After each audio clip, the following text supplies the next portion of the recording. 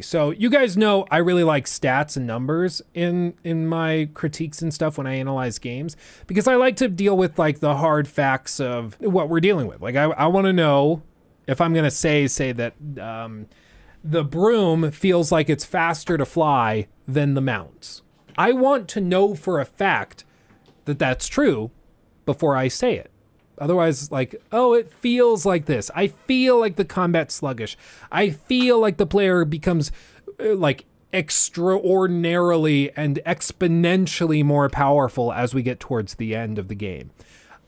But like me just explaining how I feel is a waste of time. Who cares how I feel? What one specific Redditor did, and let me pull up who this was so they can get all the credit in the world, because dear God almighty, they did the Lord's work with this. This will be in the critique too. You'll see some of this data mine stuff. But this guy right here, Blahable, I don't know. This guy went in and data mined all of the CSV files and data tables for all of the stats and all of the gameplay systems in Hogwarts Legacy. Went in there and figured out pretty much everything down to ranges. And again, this is not speculation. This is how the game calculates damage. This is how the game calculates your movement. This is full stop how the game works. Okay, so you can see Avada Kadaver has this broken down where it can deal 10 million? Yeah, 10 million damage. So theoretically, if you had an opponent that scaled to 10 million and 1 HP, Avada Kadaver wouldn't kill them. That's kind of crazy. Cooldown for Avada Kadaver is 90 seconds by default. All this stuff. So there's a ton of really, really interesting tweaks in here.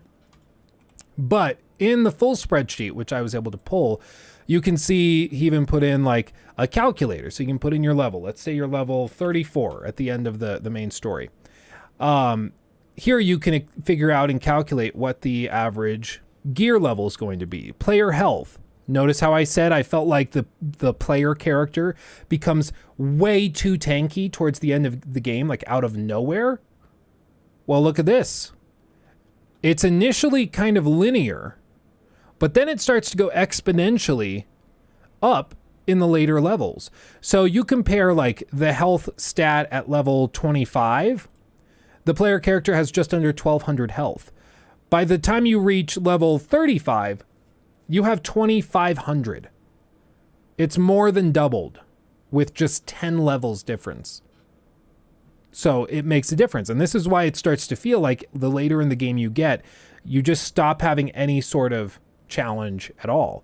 And as for the mounts, if you felt like riding on the mounts was frustratingly slow compared to the broom, well, look at these stats. The broom, the rank 1 broom, before you upgrade it, travels at 1,806 and a quarter in-game unit speed, like per second or however it's calculated. But this is basically just a unit measurement for speed.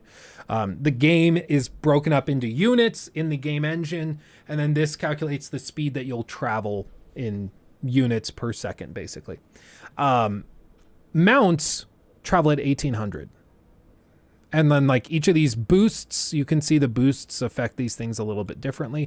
But all told, the mount is slower than the starting broom. No wonder they feel so bad. Like there really is not much reason to use them. By the time you get your fully upgraded broom, it's a good chunk faster. Not a crazy amount. I still wish that they had a faster broom. But still, what this tells me though, like, and this is something that we can kind of infer from the data. This is why I love looking at this stuff. What does this tell you? That rank 4 is the round number. Does this tell anybody anything? Does anyone want to speculate on what this could possibly mean? What this would tell me is that probably they selected 2125 as the top max speed for the broom because that was a technical or engine constraint. And then they worked backwards to figure out what the lower level brooms would be. Instead of starting with this speed because it just felt the best, because it just seemed like a good speed for exploration, they instead started here and then worked backwards.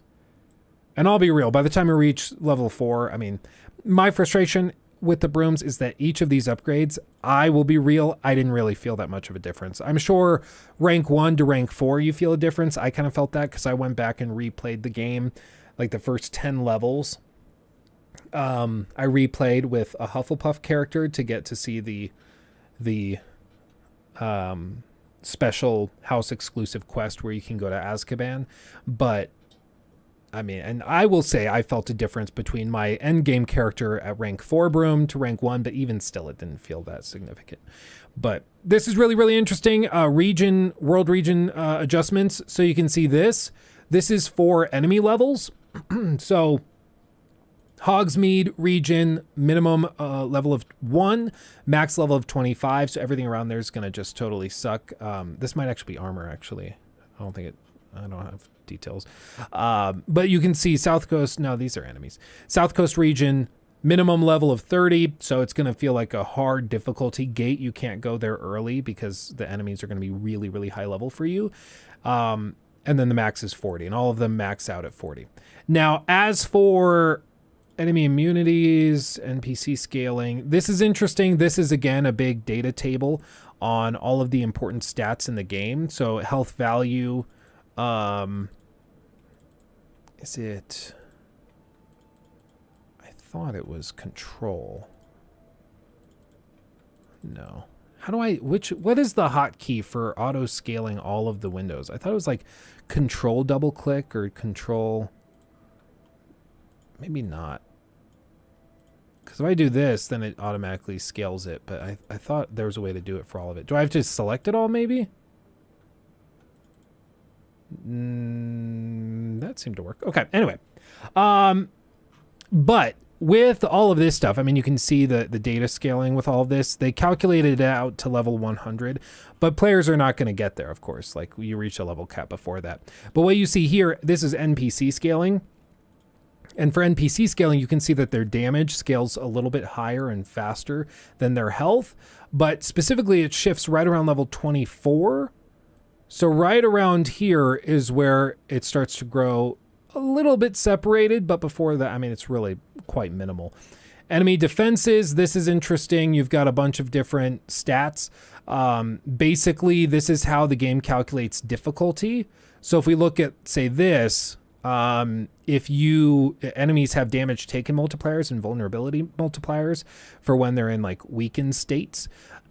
So for, let's say, trolls, vulnerability multiplier or damage multiplier, trolls get a 1.5 damage multiplier. So you deal out 1.5 times damage. Whereas on easy, you deal out 1.25. On medium, you deal out a flat level. And then on hard, you deal out half the damage. So you can see these are the tables that they use to calculate and to basically balance the game for you, the player. So when you're playing the game, you're like, this troll feels like it should be harder, like a lot harder.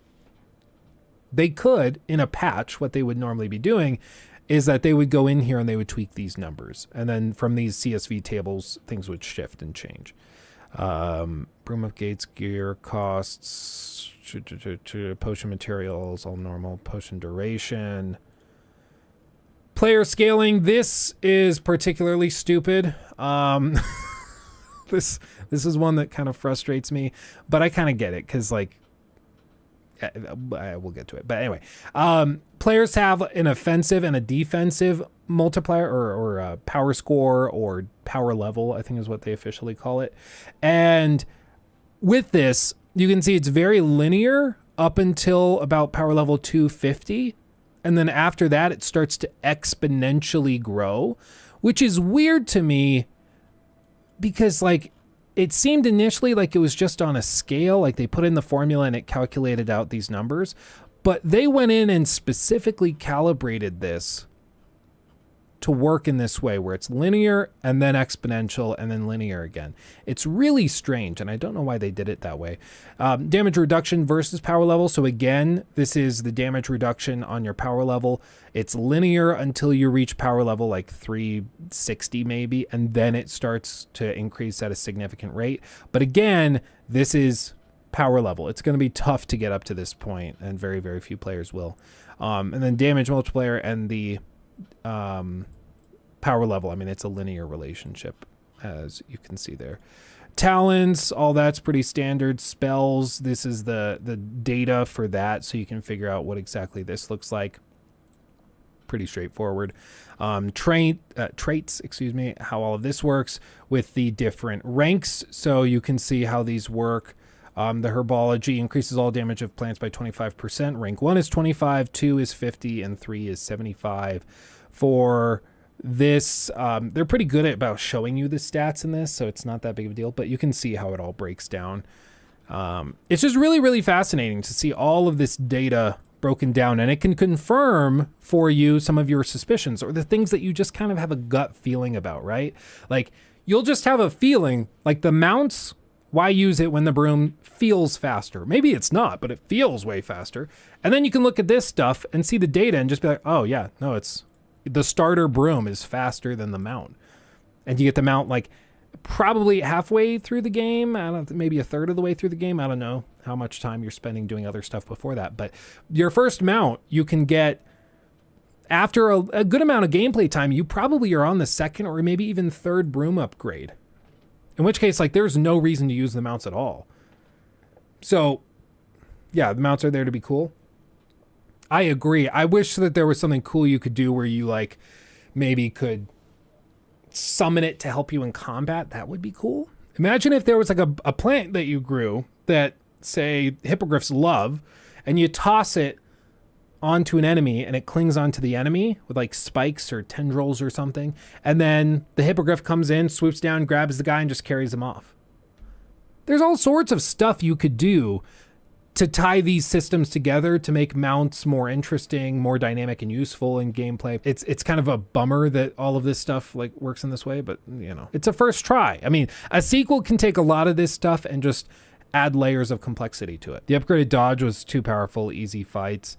I would agree. It's quite powerful. It also, I mean, it's not really a surprise, but the unforgivable curses are straight up broken. It's not even close. It's like pretty bad. But it's also like, I can't blame them. Like they're unforgivable for a reason, and they are extremely powerful for a reason. So like, it's just not even close to the same. The game is cute. There's so many things that can be implemented in this game. Well, yeah, they left a lot of things that they could crank up in a sequel. My question for the sequel is not whether or not they have more gameplay room to play with, because I think they clearly do. My question is whether or not they will be able to make a world that's really interesting to explore again, because we've already got Hogwarts. We've got the surrounding lands. So the only way you can really make it interesting for a sequel is if you have, say, a new enemy come into the school grounds and take it over and change it. Which you could do. You could come in there and like, oh, a bad guy came in and then his men came in and cleared out all the villages, and you know, so that makes things harder. Then you can go to Diagon Alley. And places like that. I think there's ways you could shake it up in that way to make it more interesting, but it's tough to make a sequel to a game that needs to have the same setting. Yeah, other schools you could probably do, the Ministry of Magic. My fear is that Hogwarts is such an integral part of the Harry Potter universe that I think taking it away from Hogwarts, it's kind of like cutting a major character, because Hogwarts is sort of its own character. And I think that's why the Fantastic Beast films don't really feel like Harry Potter, Hogwarts franchise films. They just feel different. It feels off. To me, at least. So, I don't know. They could do a jump in time. That's true, Cowboy.